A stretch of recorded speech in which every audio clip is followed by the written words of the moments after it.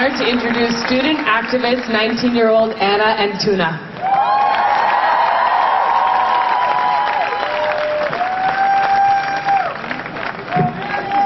Hello everyone, I am Antuna, a student and activist in Boyle Heights. For years I have been exposed to the injustices present in my community. I hear gunshots when I should be sleeping, police sirens when I should be studying. I see students dying in their classrooms when they should be learning. What kind of world are we living in where politicians rather let children die than to stand up to special interests like the NRA? Your right to bear arms does not supersede my right to life.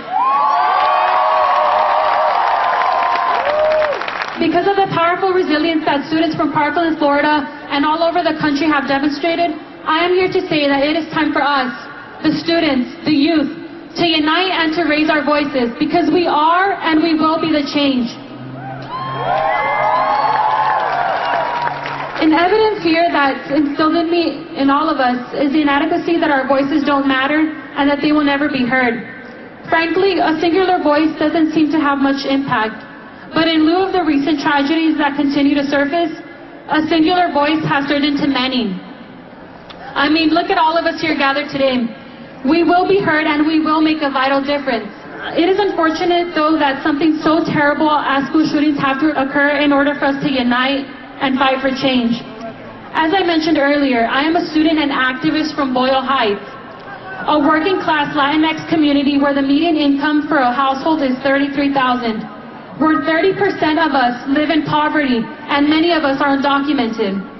Not only is my community exposed to gun violence from gangs and police, we're exposed to racial profiling and discrimination by LAPD, deportations by ICE, and gentrification and displacement by corporate landlords who raise our rents by 10 to 80%, and real estate developers who are building market rate apartments above $2,000 that my community simply cannot afford.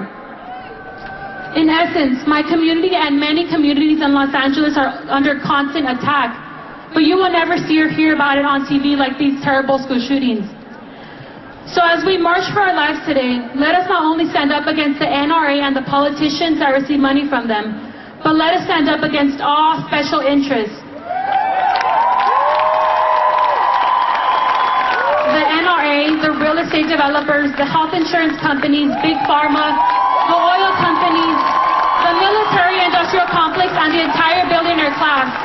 And let us stand up against all politicians, regardless of political party, who receive big money from any special interest.